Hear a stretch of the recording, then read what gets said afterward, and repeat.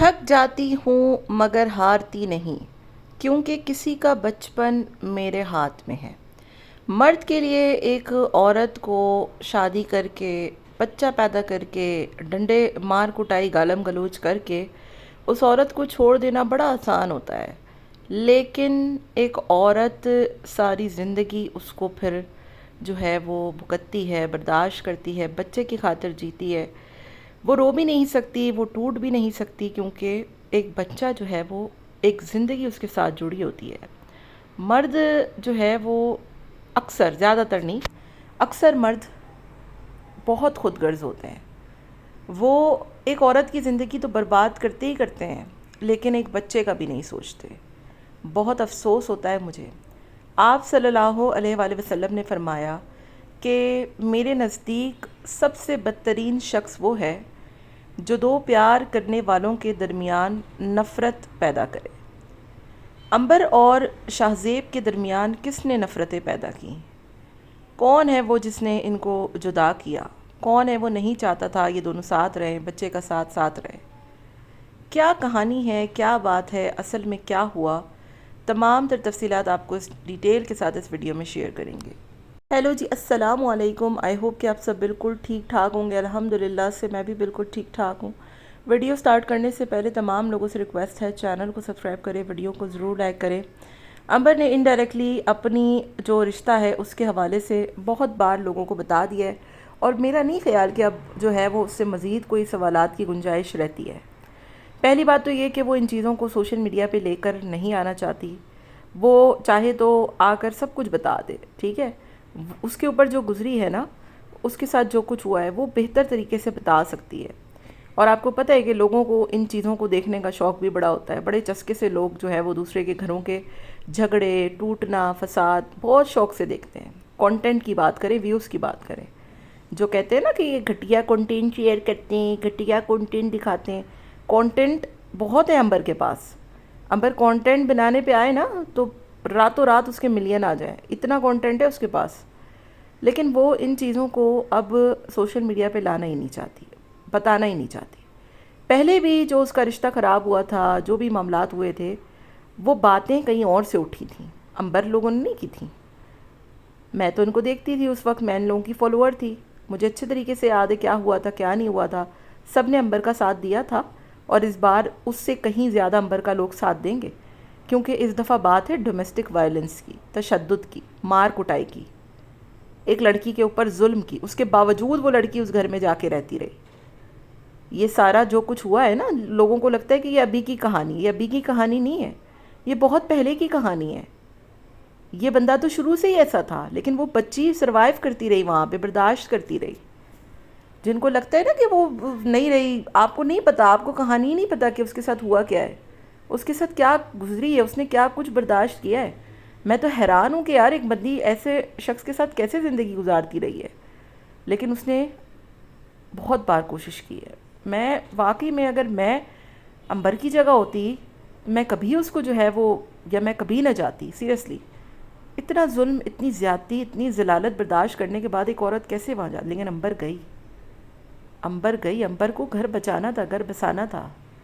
عنبر کو اپنے بچے کا باپ چاہیے تھا، لیکن جب کوئی باپ بننے کو تیار ہی نہ ہو تو کیا کر سکتے ہیں؟ ایک طرف لوگ ایمان کی سپورٹ کرتے ہیں، ٹھیک ہے، یہ وہی لوگ ہیں سارے جو ایمان کو سپورٹ کرتے ہیں، یہ وہی لوگ ہیں سارے جو ایمان کو سپورٹ کرتے ہیں۔ حالانکہ رجب بٹ نے آج تک جو ہے وہ ایمان پہ کبھی ہاتھ نہیں اٹھایا۔ میرے نزدیک رجب بٹ اتنا برا نہیں ہے ایمان کے معاملے میں۔ ایمان بھی تھوڑی اکڑو ہے، اڑیل ہے، ایگو ہے اس کے اندر، وہ نہیں جاتی اس کے پاس واپس۔ لیکن یہ وہی لوگ ہیں جو ایمان کے حقوق کے لیے باتیں کرتے ہیں، عورت یوں، عورت وہ، عورت ایشی، عورت پیشی ہے۔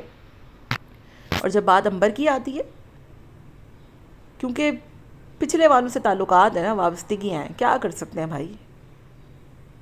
وہ اس کا ساتھ دینے کو تیار نہیں ہے۔ سارا کچھ سامنے آ گیا، ان کو اے آئی بنا دیا۔ جیسے وہ وائسز لیک ہوئی تھی تو ان کو نہیں، انہوں نے اے آئی بنا دیا تھا، اب یہ تصویریں بھی اے آئی بنا دی۔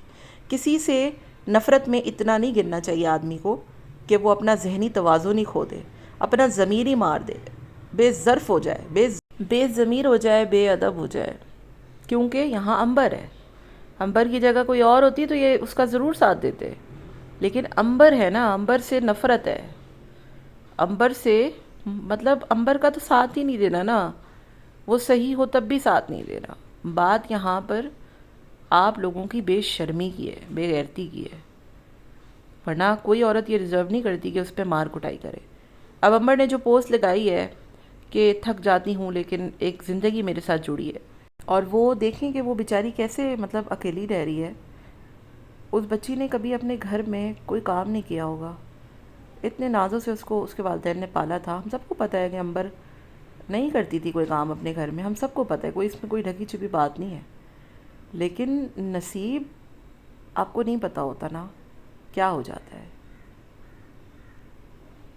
دو دو بار انسان کے ساتھ جب ایسا ہو جائے تو آپ اس کی ذہنی حالت کیفیت سمجھ سکتے ہیں کہ اس کے اوپر کیا گزری ہوگی، اور بجائے اس کا ساتھ دینے کے، اس کی تکلیفوں کا جو ہے وہ تھوڑا مداوع کرنے کے، یار چلو ہمارے دو بول سے اس بچی کو تھوڑا سا ہمدردی مل جائے گی، سکون مل جائے گا، دو لفظ ہم سکون کے کسی کو بانٹ دیں گے، آپ اس کے اوپر روز بیٹھ کے چڑھائیاں کر رہی ہیں۔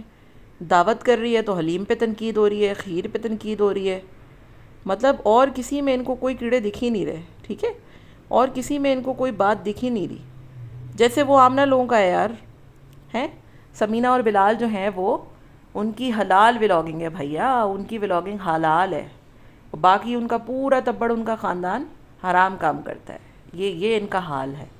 اور جتنے برے طریقے سے یہ لوگ ایکسپوز ہوئے ہیں نا، اس کے بعد تو ان کے دیکھنے والوں کی شکلوں پہ لعنت ہے سیریسلی، کہ مطلب آپ لوگ ایسے گھٹیا لوگوں کو دیکھتے ہیں، ایسے منافق لوگوں کو دیکھتے ہیں، یہ جنگ کر رہے ہیں، یہ جہاد کر رہے ہیں بے غیرتی کے خلاف، لیکن انہیں دوسرے بلاگر کی بے غیرتیاں نہیں دکھتی، انہیں صرف امبر، آمنہ، مومنہ اور یہی لوگ دکھتے ہیں، اور کسی کی بے شرمی ان کو نظر نہیں آتی۔